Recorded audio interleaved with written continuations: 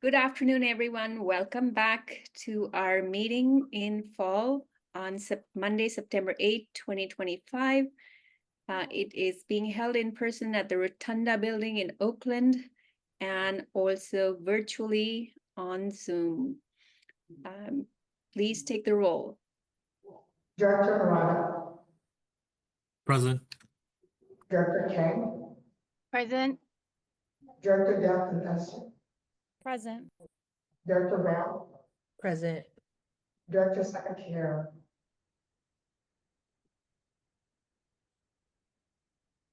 I'm going to come back to Director Sakakira. Chair Ford. Present. We have a quorum. Wonderful. I think Director Sakakira is present, but there is a sound issue, so please make sure that he's marked present. Noted. All right. Are there any public comments? There are no members of the public with their hand raised. All right. In that case, we'll move on to agenda item number 3, which is the approval of minutes from July 9, 2025. This is an action item for which I will need a motion, please.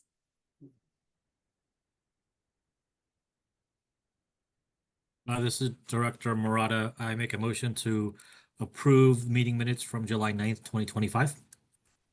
Thank you, Director Murata. Any seconds? Second. Thank you, Director Kang. The motion by Director Murata, seconded by Director Kang. Please call roll for the votes. Director Murata. Aye. Director Kang. Aye. Director Delphin. Aye. Director Brown. Aye. Director Sakakira. Can we get a thumbs up if the audio is not working? Director Sakakira, is your sound issue resolved?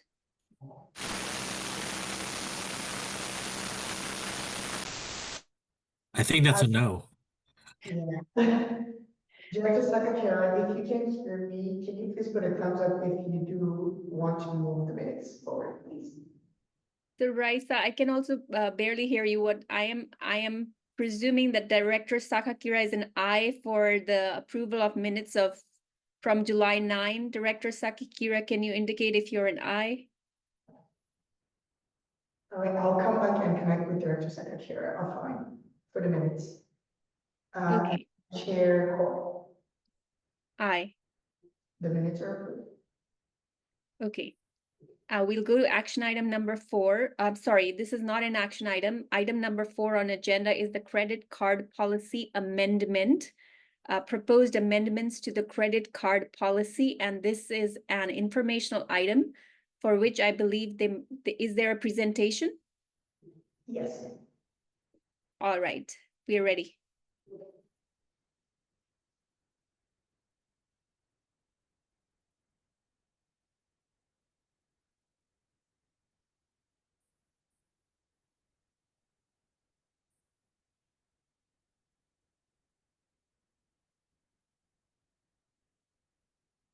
Oh, who's presenting on this side? Who's presenting, please? Would be Jason Bartlett. Hi, Jason, are you online? Hi, yes, I am. Sorry, I didn't realize I was presenting on this, but happy to. So great. So this is a proposed update that staff is making for our credit card use and controls policy.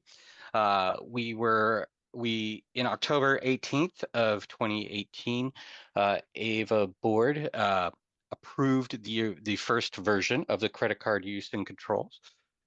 This policy established 2 cards to be available, one for the CEO and one for the COO and treasurer. For those would be used for eligible operating expenses that could not be procured through other traditional methods of payment, such as invoicing, checks, or bank transfers. The original policy set a cap at $20,000 per month on the account. And this suited our needs for a while, and then as AVA grew, our needs changed. And the way in which they changed is that there was a more operational demand. So we had an additional card issued that would be specifically for operational use. And then we increased the amount to 60,000 per month. And so that allowed the executives to retain their 2 cards, to continue to use them for executive purchases, and also allowed AVA operations to have the flexibility and capacity it needed to meet its needs. So there was also an additional level of controls that were put in place, some levels of review for expenses, as well as a ticketing system that tracked each and every expense that went on the card. And the operational card is touchless, meaning that it is stored in a digital vault and no one has access to it, and all transactions are done through secured electronic processes. Next slide, please. So currently, the second, the iteration of how the cards work is where we're at. We have the executive charges and we have operational charges, which has the details there that I just discussed. Now, at the time of the first amendment, we had 54 employees and 2 executives. Today, we are authorized, almost double that in both FTEs and senior vice president or higher level executives. Additionally, 54% of the charges that go on the card for operations are recurring. These are things that are like subscriptions, data usage, and other things that need, that we just like Dropbox accounts, things that don't do other traditional payment methods, but are essential for operations. And also, about 34% of the monthly operational charges are from marketing, specifically for social media advertising.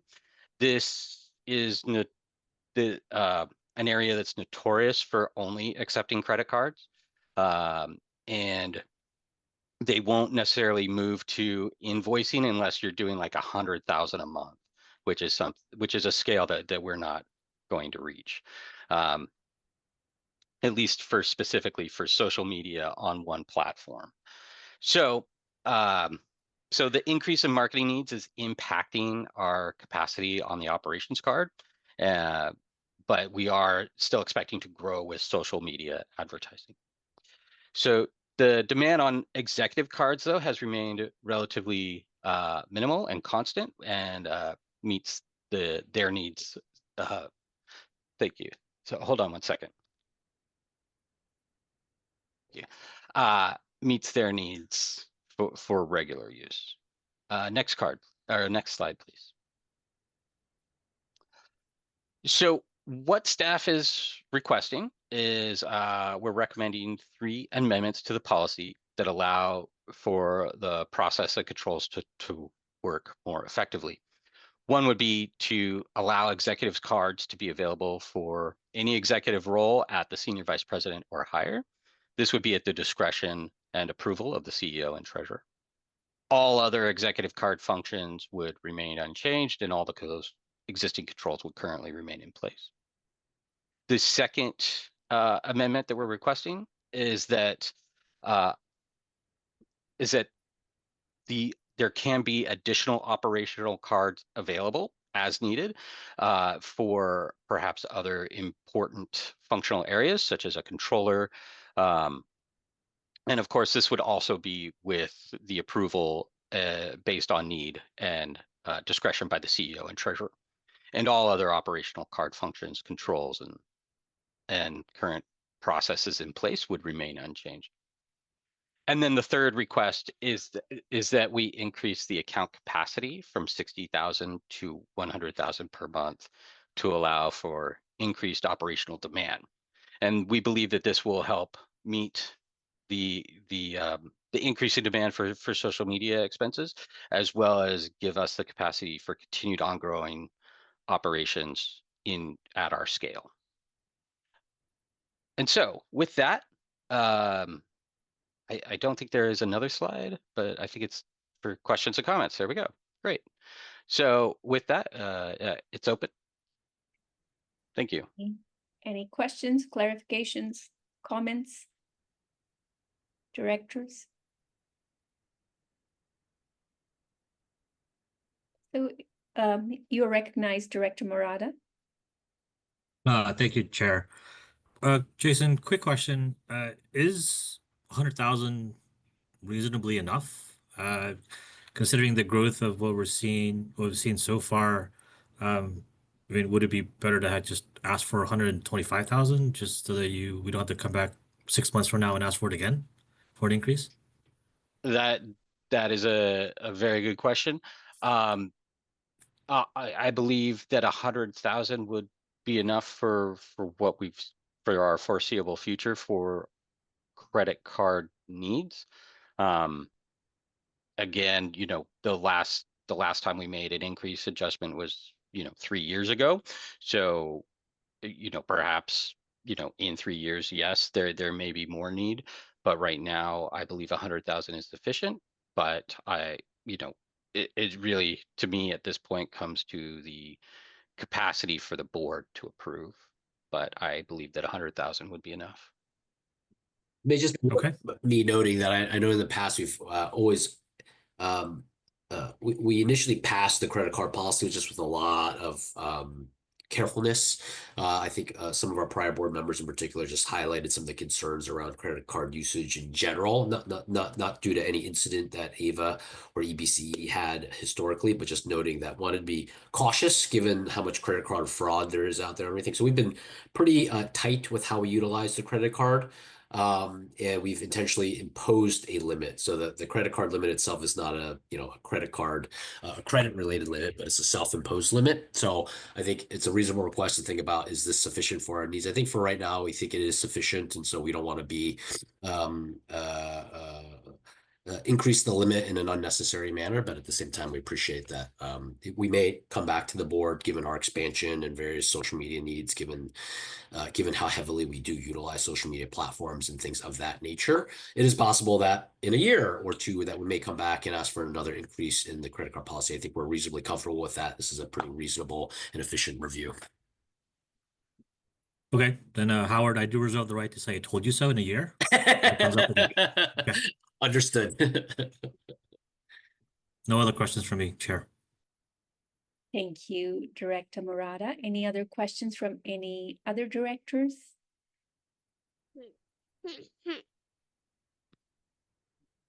If there aren't any, I'm going to ask if there is any public comment. There are no members of the public with their hand raised. There are no members of the public present at the location, Rotunda. None online, I believe, none at the remote locations. So with that, any discussion on this item? I just have, so this is going to come back for action, right, at some point? Our intention is to put this on the September board in consent. We do have a pretty full agenda, and so found that this was not necessarily a controversial item. So that is our intention there. All right, wonderful. So with that, I will move on to the next item. It is agenda item 5, rate stabilization fund information item. This is about proposed rate stabilization fund policy. Is there a presenter for this? Yes, that'll be me. I'll be taking the next 2 items. Thank you, Rusty. Thanks, Chair. Okay, let's see. As you recall, we've been talking about rate stabilization and reserves quite a bit throughout this year as regulatory events surrounding PCIA reform have developed further. We talked through beginning to deal with the effects of the results in the 2025-26 budget in June. And then further, we talked about it in July in an informational item about rate stabilization funds. It laid out how we have allocated and used the current funds that we have from a prior board resolution. And then we also presented some survey information about CCAs and other public utilities and their best practices, and presented all that to the board. We currently maintain what we've called a budget stabilization fund, which was established in 2020 via resolution. And it's intended to create a more stable short-term financial position by deferring revenue in years when financial results are strong, to be recognized in years in the future when financial results may be negatively impacted by uncontrollable events. This works together with the reserves that AVA also holds, which is more of a longer-term base level of financial stability for us to operate longer-term and sustaining our business objectives, and also to mitigate financial risks related to energy market volatility, extreme events, and regulatory changes that we operate as a load serving entity in California. We are here to provide a summary of our recommendation that we would like to take to the board possibly next week, which formalizes the rate stabilization fund, which just a little bit on that. We haven't actually called it the rate stabilization fund formally, so this will take the place of that name. So we'll talk through what the entire recommendation is, but we want to align that with industry standards and normal naming convention, and then also formalize how the fund will operate. And then we also have a recommended allocation from the forecasted 24-25 fiscal year budget surplus. Next slide. Okay, the current fund status, we'll touch on. It's a review from a prior presentation, but the current fund, as noted, was established by resolution and has that objective of deferring revenues for future challenging years. It does comply with GASB accounting rules, and we do reference GASB 62 in the resolution. However, it is not necessary to call the fund by that. It will still get treated in accordance with GASB and GASB 62. And by renaming the fund to a rate stabilization fund and policy, we may drop that out of any reference, at least as we're talking about the fund in general, but it will not change how it's accounted for.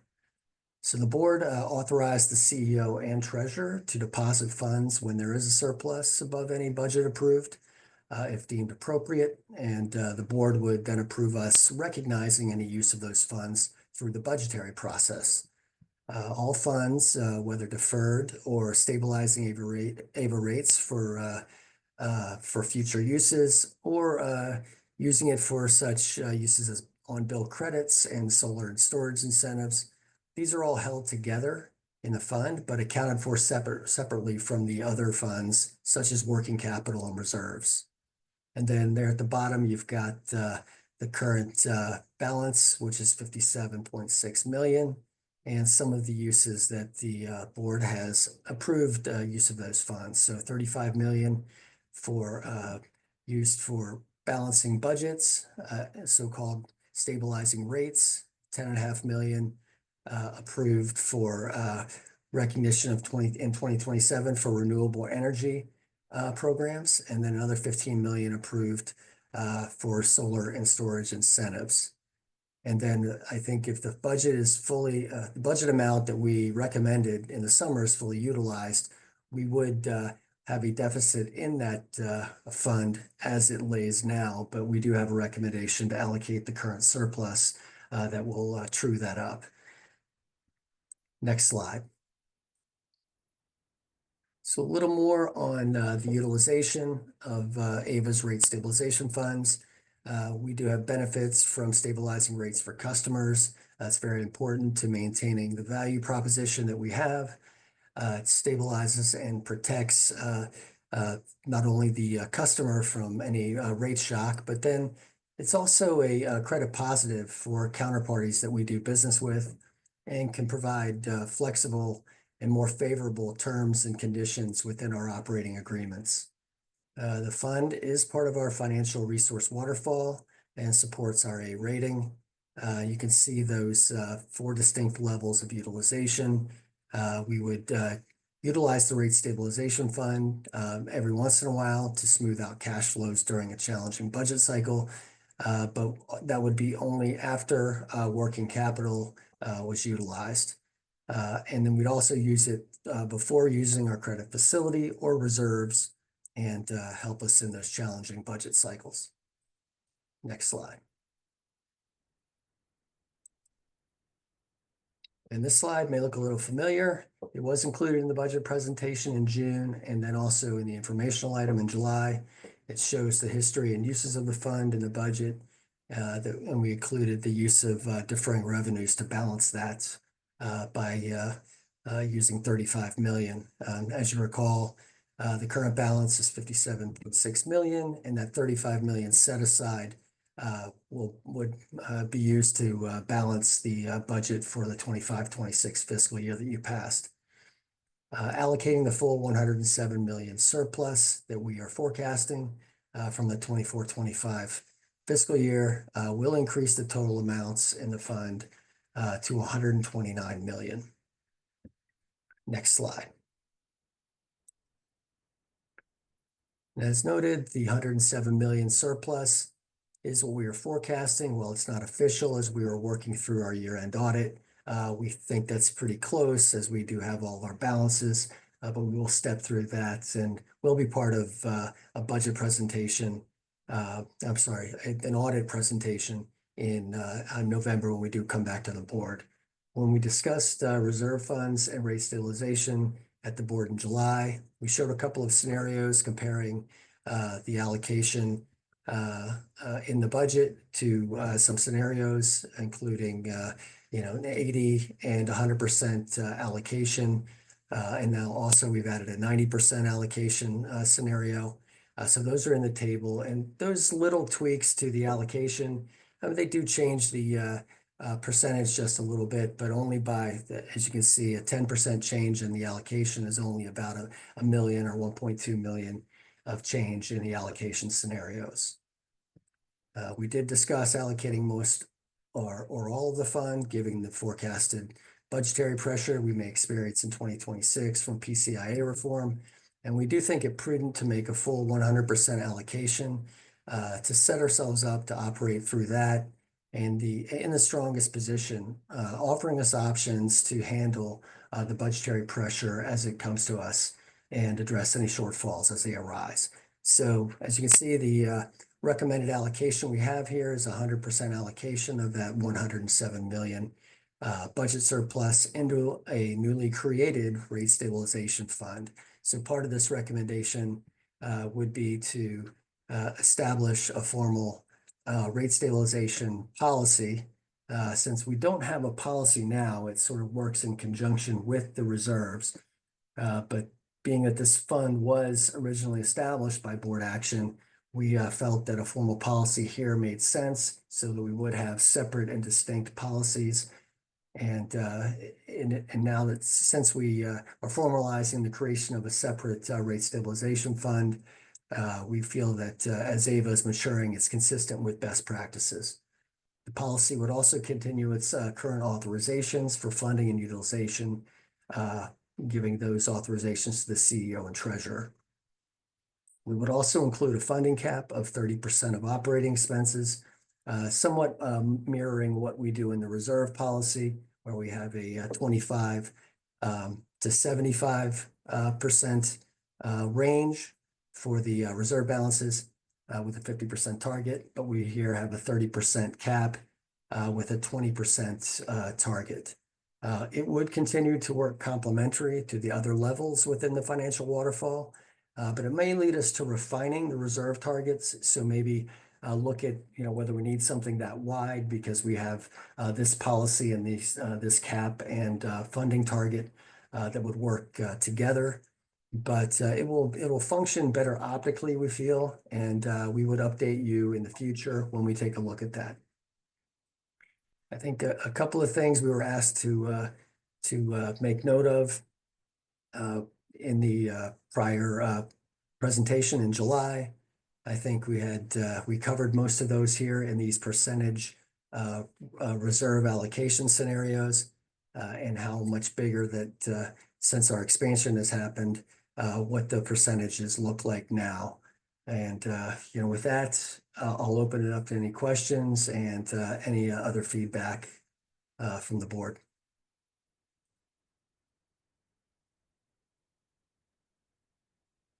I'll recognize Director Murata since I saw your hand up first, and hopefully Director Sakakira, you've resolved the issues with the wonderful. I see your hand up to Director King. First, it will be Director Murata, then Director Sakakira, and then we'll go with you, Director King. Please go ahead, Director Murata. Oh, you're on mute. There we go. Thank you, Chair. Appreciate it. Hey, Rusty, thanks for that. I want to just ask several clarifying questions, if I may. On slide 6, the recommendations, is that the order of execution of the recommendation? Because it's important. Are we allocating first and then setting the policy, or are we setting the policy first and then allocating? Well, I think we could do it in either order, but I think it does make sense to formally create a policy first. Okay, then allow me a couple more questions. Yep. So Yep. if we do the policy first, does the $107 million surplus meet the threshold we set for either 30% of the fiscal budget or the target of 20% of OpEx? So, because if we do, then we should probably reverse that order then, right? Yeah, that's a very, very good point. And I think if you look in the table, the rate stabilization fund fully allocated with that 107 would take us to about a 14% of operating expenses allocation. Okay. So we still would be under the target and certainly well under the cap that we're putting in place. Okay, excellent. Thank you for clarifying that. That may also be a clarifying point that you make when we present this as well to the rest of the board. Okay. Then I have one more question, really quick. Oh, on this slide, Rusty, are you giving us an option of 100% allocation, 90 and 90-10 or 80-20? Like, what's the point of having the multiple models? I think we were asked to have some sensitivities around what it might look like under different allocation scenarios. And as you see, it's not a big change, but it's, we wanted to have the board something to consider. So maybe you don't want to do all 100. We think it's prudent given the uncertainty around PCIA reform. However, if the board wanted to go a different direction and allocate slightly less, that's certainly something for you to consider. Okay, so when this comes up for board review, obviously debate is going to you open up debate to have us choose one of the three, and then is our vote on the recommendation of 100%. I think that's the way it's going to be, right? That's the way you're going to present it. Yeah, I think so. I think we would put out the recommendation, and then if the board wanted to modify what we are recommending, and then vote on a different a different allocation, that's certainly going to be on the table for the board to consider. Okay. Fair enough. Thank you. And then, Chair, can I ask another question, or is my time up? Yeah. No, please finish your questions so that we can have you can have the time for all your questions. Please, absolutely go ahead. Thanks. And then if we may, Raisa, could we go back to slide number 3, please?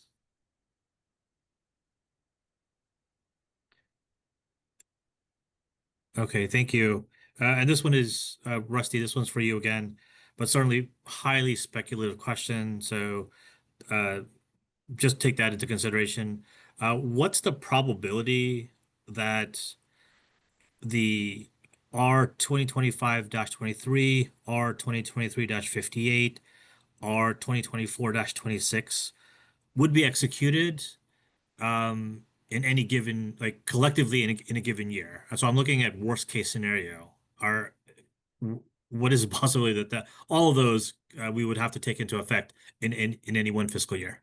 Low, high, medium? I would say at least for the, maybe if you look at them independently, certainly we feel that the first bullet is probably a high likelihood that we may need those funds to balance the budget, and that's why we included it this summer. And then the other two, I think, are things that would happen in the future, assuming we are not under a lot of budgetary pressure from other means. And then that would be a consideration for us to maybe bring a recommendation to the board that might change how we utilize those. So those are probably more like a low to medium probability. And I also will invite Howard if he's got any thoughts on that. Yeah, and I'll lend a little support here, given the history of these decisions, these resolutions, which are fairly different. Obviously, the first one this board is familiar with, given the budget setting process and the forecasted deficit and utilization there. But the latter two, the $10.5 million and the $15 million, had very intended usages. So the $10.5 million was for incremental clean energy and storage investments. So I'm going by memory now on when we had that budget surplus, but I think it was the 23, 24, maybe may have been the 22, 23 year, but we had excess surplus and we allocated that specifically for incremental investments in clean energy generation or clean battery storage investments. So the basis of that was to say that if there was a resource that we felt was out of reach from a financial perspective for us to go and sign a PPA for, this would provide additional funding for that project, a way to accelerate our clean energy procurements and really investing in new generation, not just buying more on a short-term basis. So that $10 million was allocated for a specific project that we signed, and that's what this resolution is based off of. There are different ways that you could actually release that $10.5 million over the course of the 10 or 20 year PPA. But for simplicity, we reviewed it with the board and said, we're signing incremental PPAs for, utilizing these funds. And for simplicity, given that it's not a huge dollar amount, we recommended releasing it all in 2027 once that project was anticipated to come online. So that was the basis for that one. The $15 million was specifically for a solar and storage incentive program. We've talked about that at various times. We're actually going to bring some items forward in the next few months about the exact incentive sizing and launch of that program, which is anticipated to be over the next few months. And that is for behind the meter resources for residential customers to install solar and storage resources, behind the meter resources. And so this is small level incentives for residential customers to make those investments. So the idea was to actually release this funding in line with those incentives actually going out. I think there likely is some more discussion we'll want to have internally to ensure that that doesn't create an onerous operational process. We may want to just size it and say, you know what, we're going to release this over the next 5 years, $3 million per year. So there's some room for discussion there, but that was at least the background for that decision. Okay. So Howard, if I may, being a politician, I guess, if I were to, if a citizen were to come to me and say, what has Ava done for me lately?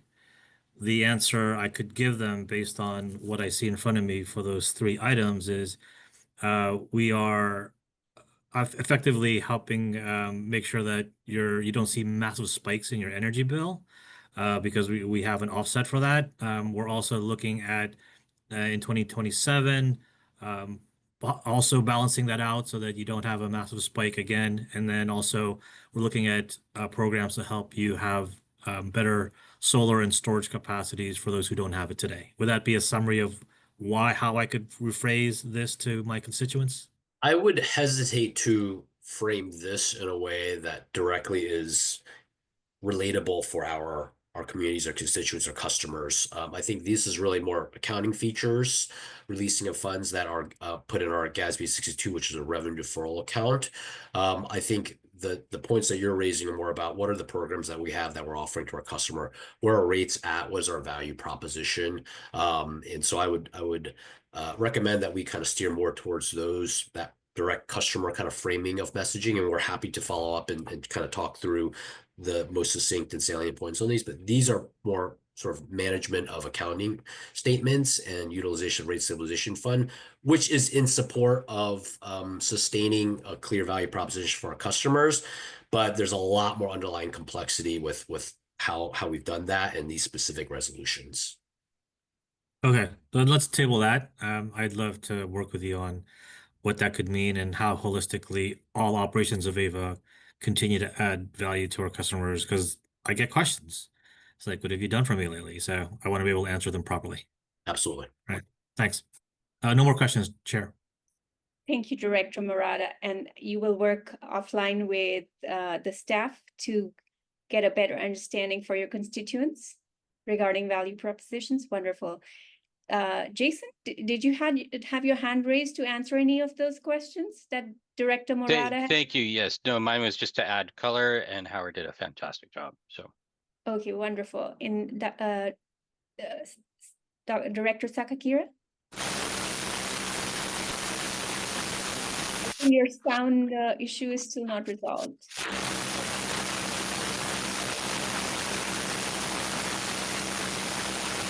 Okay, I'm gonna have to ask Director Kang while you still work on your sound issue.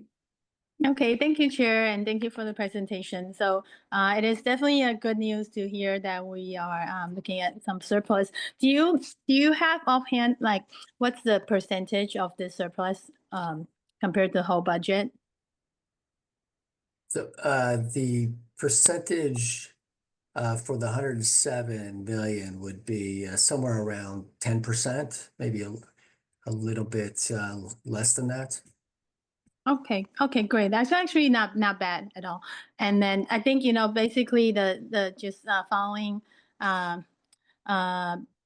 member Murata, it's the customers are looking at reliability and cost, probably the top two that things they're looking at for Ava to provide. And being the supplying reliable power, don't have those power outages, but at the same time cost. So having the surplus is a good news that and now we're looking at putting it into the cost stabilizing fund, so it would help us instead of like spending it elsewhere. So we have that to kind of making sure that we have a little bit of buffer. And so are we voting to like No, whether this is an information 100%? item only. Okay. Director Kang. Yeah, this we are in the questions session. So Sure. I believe you've asked a question. Is there a Okay. follow-up? Okay, thank you. That's all. Thank you. All right, thank you, Director Kang. Director Sakakira, is your sound issue resolved? No? Do you want to ask that question offline? Do you want to call in? What would you like to do?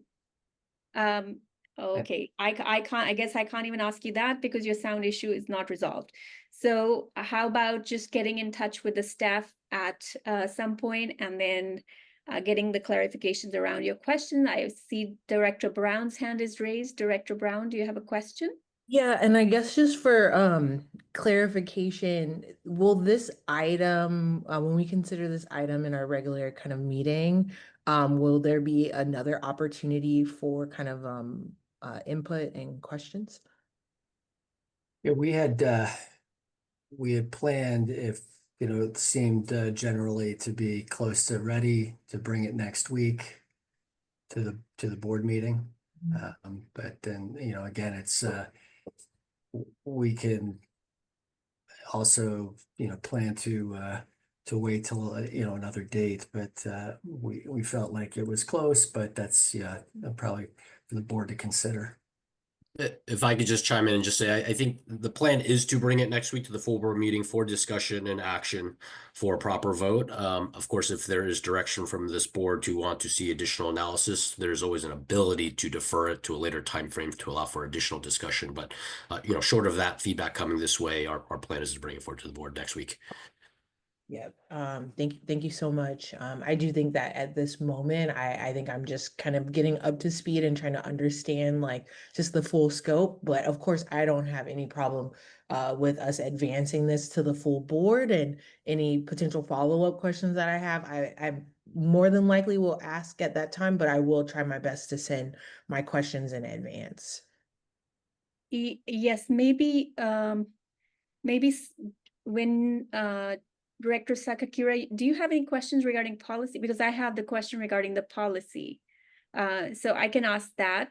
Maybe those questions can be asked so that Howard and team, you have a chance to respond to any of those before you see them again at the board. You can refine your responses. So was the policy going to be framed first? Because I was not very clear on the policy. What was the proposed policy? Maybe I can just sum up.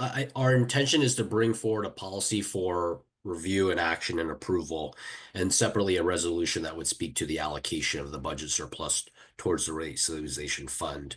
I think one of the reasons that Rusty noted is sort of the order of operations is the fund itself is created. So the fund does not actually require the policy to be passed in order to allocate towards the fund. The policy itself adds a little bit more detail as to utilization and management of the fund. If the board feels like there's good direction to say we should actually explicitly split these into separate board items, we can absolutely do that. That's of course simple enough to do. I think our intention was to bring them together under one item, one memo, one presentation, but separate resolutions. So the resolutions would speak towards a passing of a policy and a resolution to speak towards an allocation of the budget surplus itself. I think that's a fairly tactical item, so happy to split them up if we feel like there's whether that's because there's going to be different types of discussions involved. We're happy to take that direction, or if we just felt like it was a cleaner operational process, of course, we're happy to go that route as well. So Howard, the reason I asked that question was because Rusty, you mentioned that we could do the policy first, or we could do the establishment of the fund, if that's how, at least that's how I understood that response to Director Murata's question. I would love to have seen the policy too in this informational session, but that's fine if you're bringing everything together. It would have been, I think we could have given you more feedback. It would have given you that advantage of having that. Sorry, maybe I could just interrupt and just the policy was provided Yeah. with this item. It wasn't in the presentation. It was an Okay. attachment with it. So I see. it I is see. there for the board members' review, though we did not walk through it. If there's guidance that we should, we spoke to it in reference at a fairly high level, but if the board would like us to do more of a formal presentation of it, we can certainly aim to do that at the board meeting. But it is there for your review. All right. Director Brown, do you have a question? Yeah, I think that that's actually really good feedback, right? Because I had a look at the document, but I still need to like dive into it. And I guess I'm curious if the entire board is going to kind of be engaging around it. I think the presentation was super high level, and I think I'm walking away thinking like, hey, you know what? I need to set aside a little bit more time so that I can go read over this a little bit in more detail so that I know what other questions I may want to ask. So I don't know, that could just be feedback that, depending on how into the weeds our colleagues get, it could be beneficial just to maybe present at a mid-level the item. Not so high level. So maybe you could add some more detail, Rusty and Howard, in the one before, when you bring the item back to the full board. And I'm sorry I missed you, Director Murata. I saw your hand up, but now I'm recognizing you for whatever follow-up questions you have. No, thank you. If I may, I would like to support my colleague, Councilmember Brown, Howard, Rusty, maybe split them up so that we do the approval of the allocation first, because that's highly operational. Just get it out of the way, right?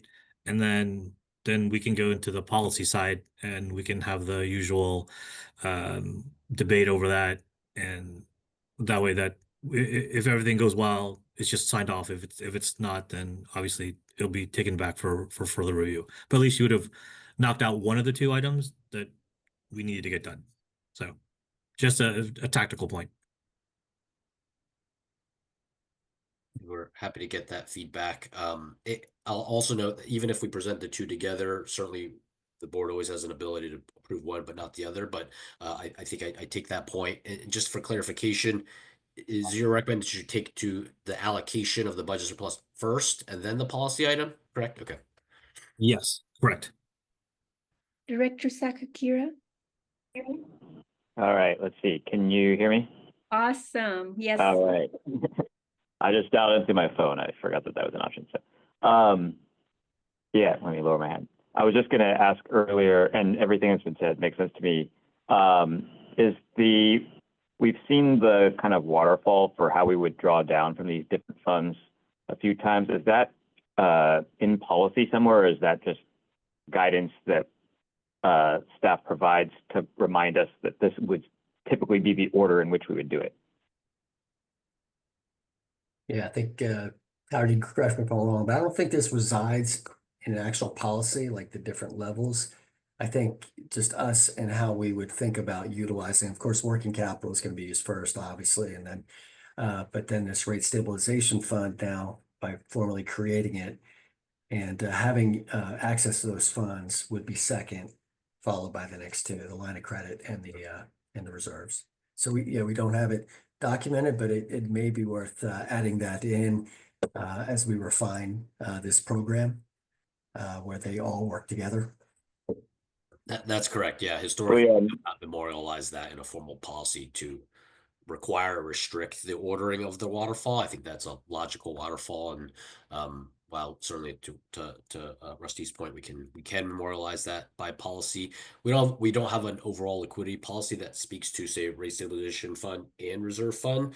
So we'd have to just think about operationally how we would want to actually do that. And two, while I don't expect that we would want to use a different waterfall, I think it would probably have some benefit to maintain some level of flexibility. So by policy, we're not restricted that we have to pull in a certain pool. As we'll see in the next item, we do have a credit facility item where we're seeking recommendation for a $300 million credit facility. There absolutely is an interplay between that utilization of rates, utilization reserves. In a time of very good financial conditions, it's really not much of a problem or concern. When we have to utilize some of these additional waterfalls is when you have to envision we will be in some form of financial concern, some level of stress. And I think in those scenarios where we would really want to maintain flexibility. And certainly I would remind you, utilization of the reserve fund does require board approval. So it's not as if we would use that in our own discretion and not seek that action. Of course, we would have to get the board approval to utilize that last tier. Got it. Yeah, well, and I wasn't advocating to add it to policy if it wasn't read. It was more just where does it currently live? It sounds like it's more sort of at the informal guidelines level. And so I was thinking or wondering if there should be sort of a mirror similar where it's not policy, because I think the flexibility is helpful, but that's the guidance that we have that makes logical sense for drawing down, but basically for contributing to these, right? That do, again, I don't think it should be at the policy level because you do need the flexibility, but do we want to try to hit the 20% target for the rate stabilization fund before we then try to hit the 50% target in the reserves, since we're going to be starting at a point where we haven't hit either target, right, to an earlier question. And I'm trying to think of scenarios where we wouldn't want to do it in that order. Maybe they exist, and again, it wouldn't be a formalized policy that we couldn't go against, but it seems like in most cases you want to hit the rate stabilization targets first, because that's the fund that you're going to pull from first, because it doesn't require board approval. It's meant to be drawn out of more frequently as needed, right? And it's also probably why you're, recommending the 100% allocation to there right now, even though we haven't hit the 50% target on reserves, right? So it's just maybe making that, considering, is there any cons? I think there's some pros to making that kind of informal guidance when we're framing what this rate stabilization fund is. But anyway, that's it from my end. Thank you, Director Sakakira. Any other questions from any other board of directors? Okay, I think we are done with the questions. Are there any public comments, Raisa? No public comments at this time. Any further discussion, members? Chair Cora, we now have a public comment if you would still like to recognize them. Raisa, I was not able to fully understand what was just spoken. Someone just raised their hand, a member of the public just raised their hand after, if you would like to. I see. Okay, I will allow the public comment if the member of the public raised their hand. Would you like to recognize them, sorry? Yes, I'm recognizing the member of the public that has raised their hand. Who is there a name? Yes, Ann Harvey, you're recognized for 2 minutes. You are recognized, Ann Harvey. Thank you. Thanks. So the plan is to have 70% of the annual, the annual revenues be in reserve between these two. Is that right? It seems like a lot, and people that I'm discussing things with, it seems like it's more than what other CCAs have in reserve, and so that it means that rates have to be higher for a longer time to finally reach those targets. Just want to bring up that concern. Thank you for sharing that, Ms. Harvey. Do you have any further comments? You still have a minute left. Looks like no, but we do have a the public with their hand raised. Jessica Tovar, you're recognized for 2 minutes.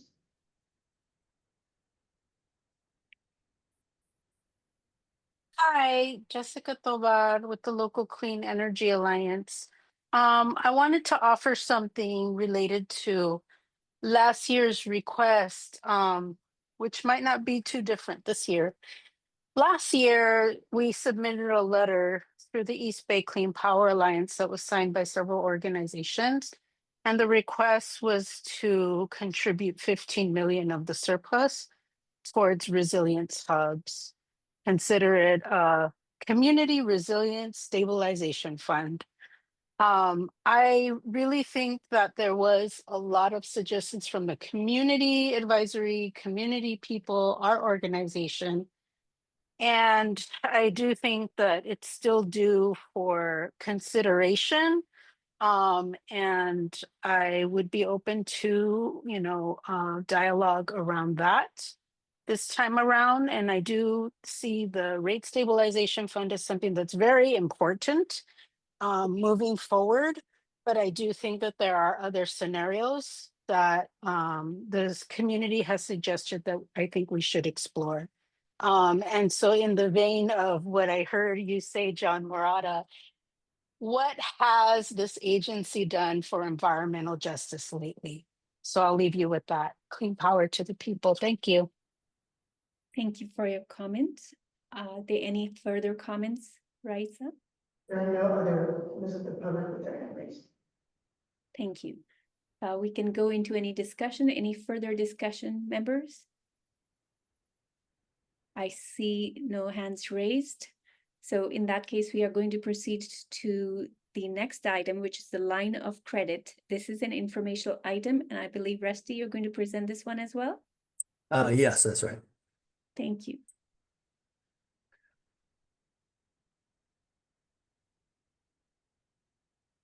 Okay. Get to this. We just talked a little bit about the financial waterfall, and the line of credit we currently have plays a very important part of that. We currently hold a 200 million facility with US Bank. It expires in late October. And as noted in the last item discussion, when looking at our financial waterfall, this plays a vital role in maintaining our financial strength and our ability to operate inside of California electricity markets.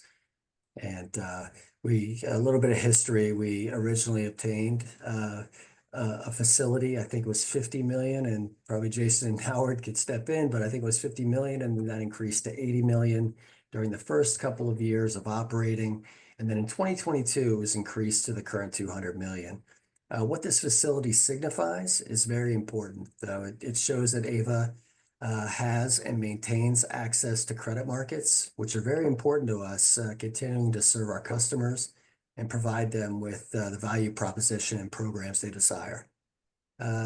Since it's been 3 years and AVA has experienced a bit of growth while CCAs have in general matured quite a bit, we look to replace and expand this to 300 million.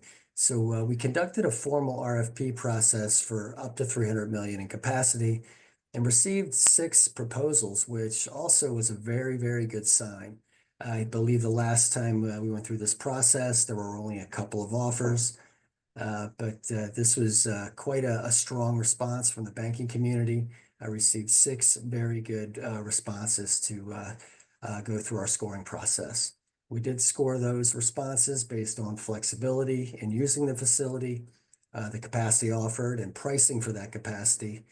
We also looked for responses concerning ESG goals, experience with CCAs, adherence to the RFP in general, and then other AVA procurement preferences.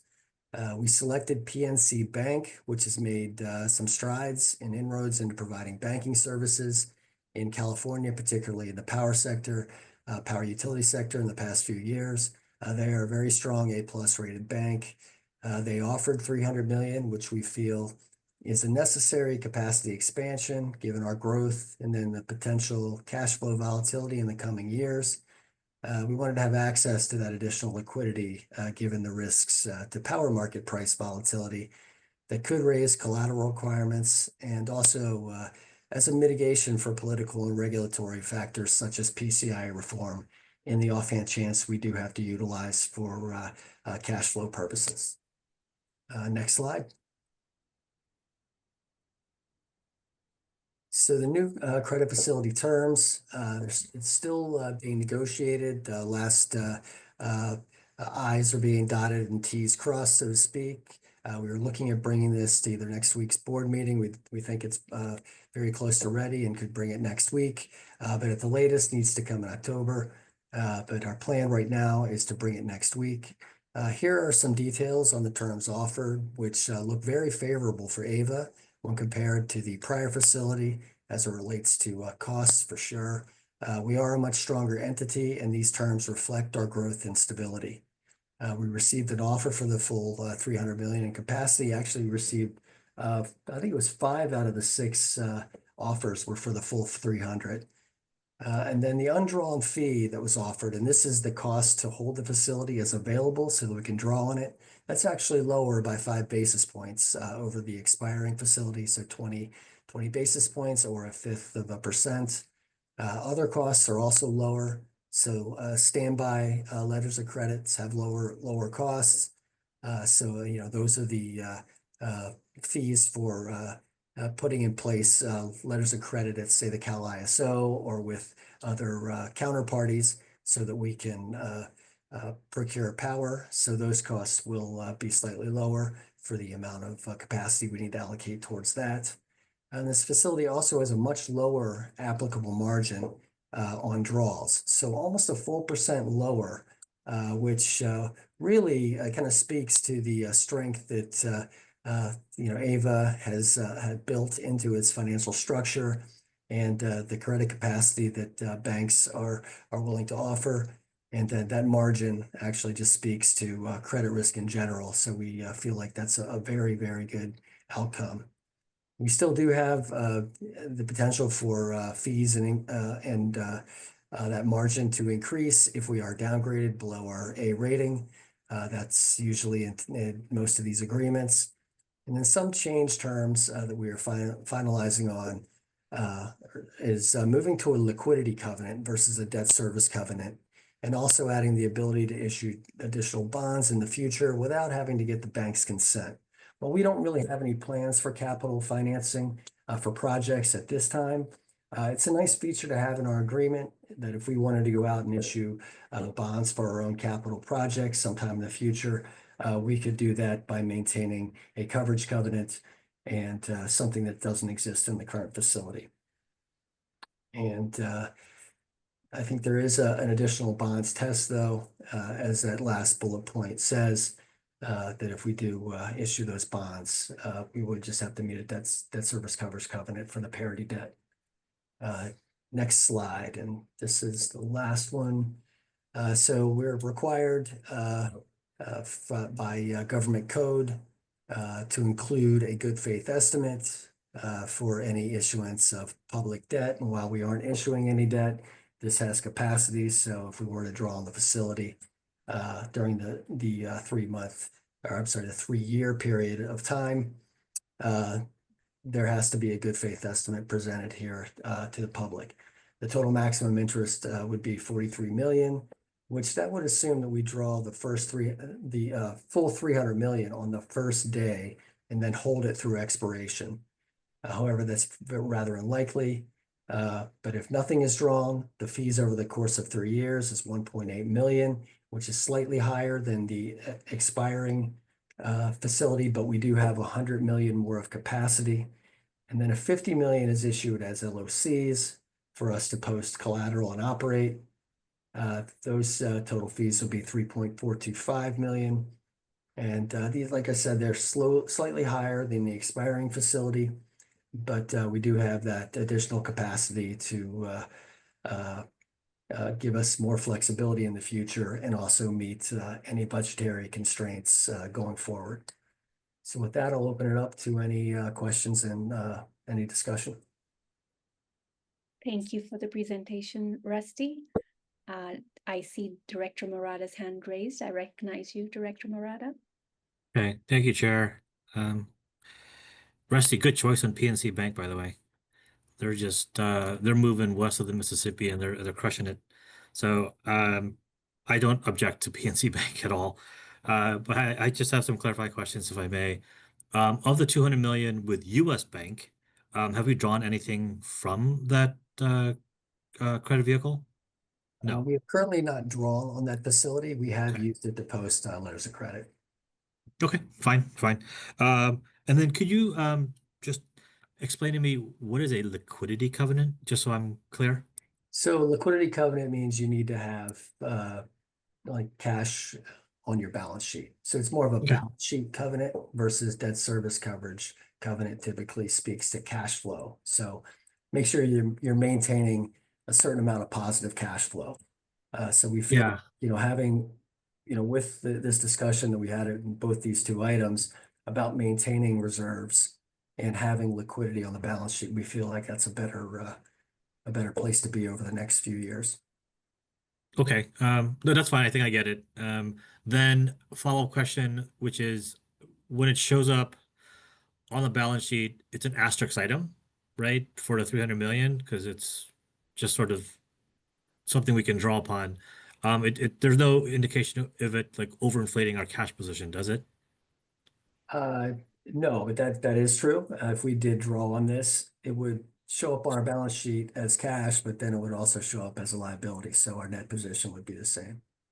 Got it. Okay. No further questions. Thank you, Rusty. Thank you, Director Murata. Any other questions?